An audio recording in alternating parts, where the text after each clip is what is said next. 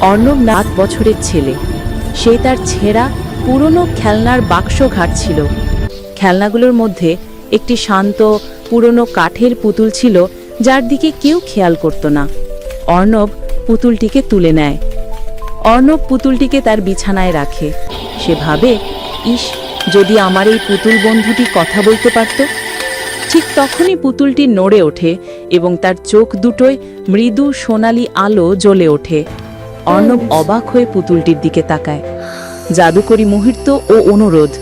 পুতুলটি একটি নরম বন্ধুত্বপূর্ণ কণ্ঠে কথা বলা শুরু করার আগে বলে, আমি তোমাদের বন্ধু হতে চাই। যদি তোমরা আমার মতো আরও গল্প দেখতে চাও তাহলে লাইক দাও আর কমেন্ট করো। পুতুলের মুখে একটি মিষ্টি হাসি। পুতুলটি তখন অর্ণবের সব গোপন কথা জানতে চায়।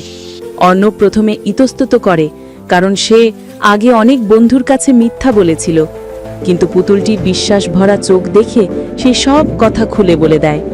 কথা বলা পুতুলটি অর্ণবকে তার ভুলগুলো শুধরে দিতে সাহায্য করে। সে অর্ণবকে শেখায় বন্ধুর প্রতি বিশ্বাস ও সৎ থাকা কতটা জরুরি। অর্ণব বুঝতে পারে, সত্য গোপন করলে মনের শান্তি নষ্ট হয়। অর্ণব তখন তার অন্য বন্ধুদের কাছে যায়। সে তাদের কাছে আগের মিথ্যা কথাগুলোর জন্য ক্ষমা চায় এবং মন থেকে সৎ থাকার প্রতিশ্রুতি দেয়। তার পুরনো বন্ধুরা তাকে সহজেই ক্ষমা করে দেয়। অর্ণব এখন হাসি খুশি, কারণ সে সৎ এবং তার বিশ্বাসযোগ্য বন্ধু আছে। সে জানে এই বন্ধুত্বের মূল্য কোনো খেলনা বা জাদুর চেয়ে কম নয়।